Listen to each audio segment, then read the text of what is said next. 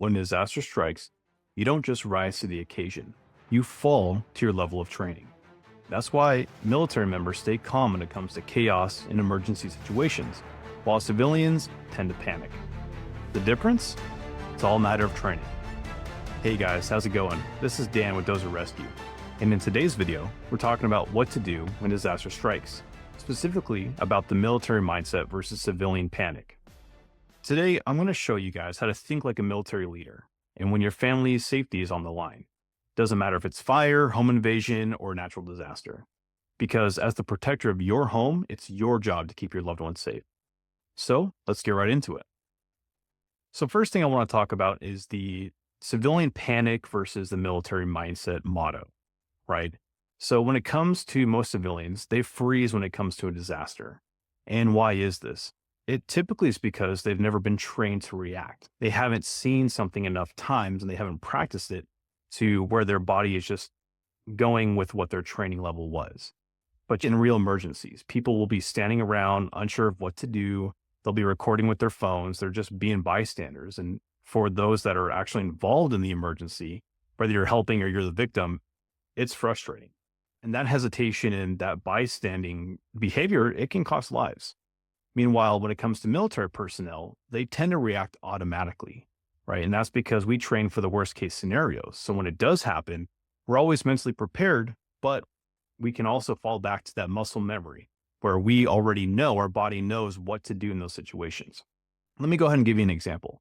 So let's say a home fire breaks out. Civilians scream, they grab random items, or they waste time. Whereas if you have someone who's been military trained, they tend to execute their plan instantly. Meaning they assess, they communicate, they execute, and they get it done without really freaking out too much about what's going on. Now, not to say that being upset and being in shock doesn't happen, but you'll notice a very common occurrence with most people is they do just freeze and they don't know where to go. So the key here isn't being fearless, it's about being prepared and having that training. And you can train your family and prepare them in the same exact way. So the second step I want to talk about is you want to prepare your family almost like it's a military unit.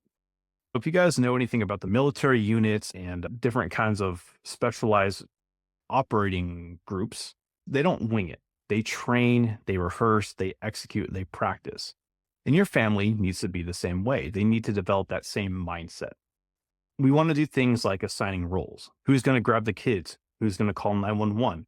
Where are we going to meet outside? These are all things that, as the leader of your family, you need to assess and you need to create that plan. And not only that, but you need to have a simple and repeatable plan.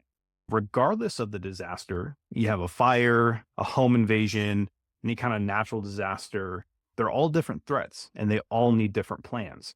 But it's your job as that leader to create those plans and make sure that your family is practicing them and drilling them so that there's no hesitation. Everyone should be on the same playing field and they should all be aware of what's going on in case one of these situations happen.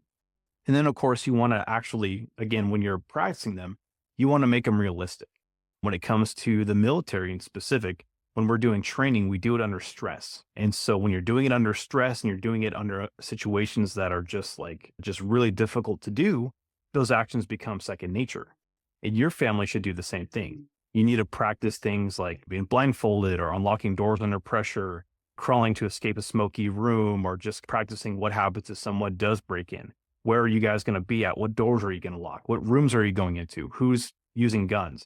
These are all things that you really want to do and put your family under pressure so that when it does happen to them, they're not exposed to it for the first time and they're not stuck with, this is the real world. This is not like the training that we were doing where we just talk about it. Going into step 3 here, we also want to talk about something called the ACE method. Now, this is something that in the Air Force is used in training, right? And what the ACE method stands for is assess, communicate, and execute. ACE. This is something that can definitely keep your family alive in emergencies, and it's a great acronym to just memorize when it comes to anything that can be stressful. So let's talk about assess, right? The A. First of all, when you're assessing, you just want to look at what's happening. What's the real threat? You want to make an observation and, within seconds, create that objective assessment of what's going on here. The next step is to communicate. So you want to be able to tell your family what the plan is and make it very clear very simple. You don't want to say a bunch of words and you don't want to jump over yourself either. You want quick, concise, and very loud and clear commands. Especially if it is something like a home invasion or intruder, you want to make sure that everyone knows what to do and you have to tell them what to do because you can't just rely on your family, especially if you have young ones. You can't rely on them to just do it automatically. So having those clear commands, very simple and short and direct, is going to be the best bet for you. And then finally, we have execute, meaning you're going to act without hesitation. Stick to the plan and just go over what you guys have been training.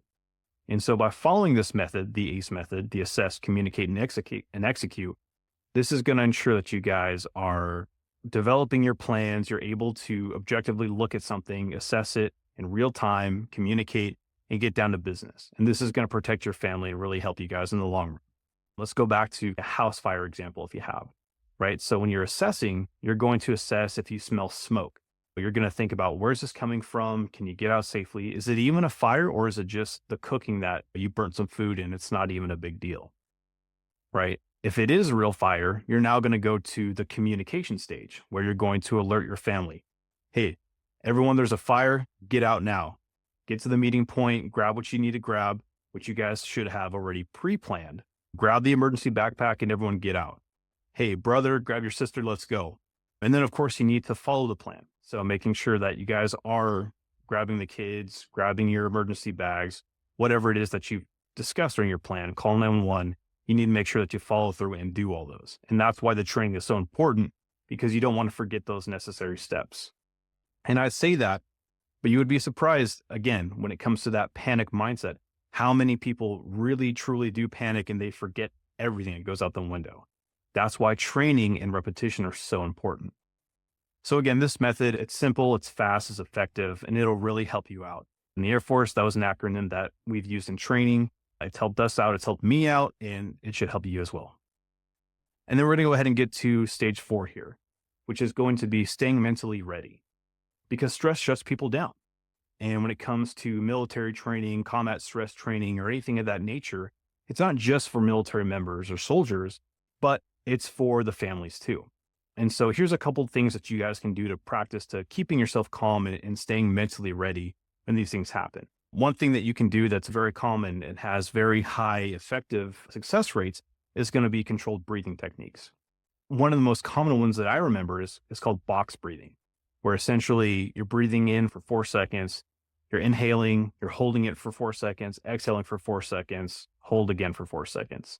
I know the breathing times have varied. I've seen them 2 seconds, 3 seconds, 4 seconds, but that's the main concept that you want to use. So you inhale for 2 seconds, hold it for 2 seconds, exhale for 2 seconds, hold again for 2 seconds. You're creating a box, and that can really help you calm down, especially when your heart rate's going and your hands are shaking and you don't really know what to do or where to go. Something you can do also is mental rehearsal. Now, this is not for the scenario. This is when there's nothing going on. Just imagine a worst case scenario where you're at, and then walk yourself through how you would react. An example of this is something that I commonly do is if you go to church and there's a lot of people, one thing that I'll run through myself is if there is an active shooter. And this is because there's been many active shooters in churches and religious places. And I do not want to be caught up in that situation. If there is an active shooter, and I've got my family there. So I have thought about multiple times, where would I take them? Where am I going to go? If I have a gun or if I don't have a gun, and really walking through that scenario to ensure the best odds of survival. And then, of course, we have just like our action bias. So you want to train yourself to act fast. Anything that you're able to do is going to be 100 times better than when you're freezing. So prepare yourself mentally, start getting to the habit, and just start training yourself to just react to things quickly and not just standing still and thinking about it, because you can actually assess and start working through your plan as you're going through the motions. So that's just something to, again, we really want to hit home is you need to make sure that you're staying calm in these situations, doing the best you can, and actively think. Don't freeze and don't panic. Think about the next step. Think about the next scenario. And the best way to get to that thought process or that mindset is by continuously training and putting yourself in stressful situations and in tough situations to make sure that you're going to have the best outcome possible. And then finally here, we're going to talk about gear and our resources to have, right? So when it comes to soldiers and airmen, Marines, a soldier typically is only as good as his gear. That's a very common phrase and saying. But we can take the same principle and we can apply it to home defense and disaster preparedness. Some things that you really want to have for your home is making sure that you have things like fire extinguishers. Make sure that not only are they serviceable and they're in good condition, but they're easily accessible and they're in some main rooms where fires are bound to happen. Things like kitchen, garage, near a water heater, bedrooms, things like that. We also want to look at first aid kits. Is it stocked? Is it accessible? Do you know how to use the equipment? Is anything expired? Is there things that maybe you need to take out or add in? Those are things to consider as well. And then we have just general emergency bags. Have you taken the time to prepare yourself an emergency bag? This includes like your flashlights and your radios. This includes your first aid kits. This includes food and water, your bug out bags, your 72-hour bags. Have you planned for a rapid evacuation? If you haven't, I offer some videos for you, which are great resources. You can check out my link down below, and I have plenty of videos there. I also, if you're interested, I have a free checklist for you. You go down to the description and I actually give you the top 10 emergency preparedness items that you can need to set your family up for success. Again, those are all down in the description. And then we have home security systems, right? So do you have cameras? Do you have alarms? Do you have reinforced doors or locks? Do you have firearms? Do you have trainings? Have you thought about choke points? Have you thought about tunnels? Have you thought about all these different things, how you can better protect yourself in the event of a home invasion? And then other additional equipment that you can consider is things like, do you have flashlights that are durable and that can last a long time? Do you have extra batteries? Do you have a radio? Do you have hand tools? Do you have pry bars and wrenches and knives or generators, things like that? Do you have food and water, or at least a specific set of food and water at your home or in your bedroom or something of that nature? These are all things that are not necessarily needed for that mindset. But if you have these things at home, there's a good chance you're going to think about them. You can train with them, prepare with them, and that will help to build you that mindset of if things go wrong, right? If things are not looking good and you have a disaster happen, you're not going to freak out and panic because you now know that you have some key items placed around your home. You've trained with them. You know that there's an answer or a solution to the problem that's in front of you. And so that is what helps you in developing that military mindset. And again, you can go and check the link in the description for that checklist if you like it, those top 10 items. And then if you also need some help in creating your own emergency bags or your medical kits. Most people don't prepare because they think it's not going to happen to me. They have this mindset. And that is exactly when it does happen, because it's too late to train and it does happen to you. You need to have the mindset of it will happen to me. And this is how I'm going to prepare for it and train for it so that it doesn't get out of control.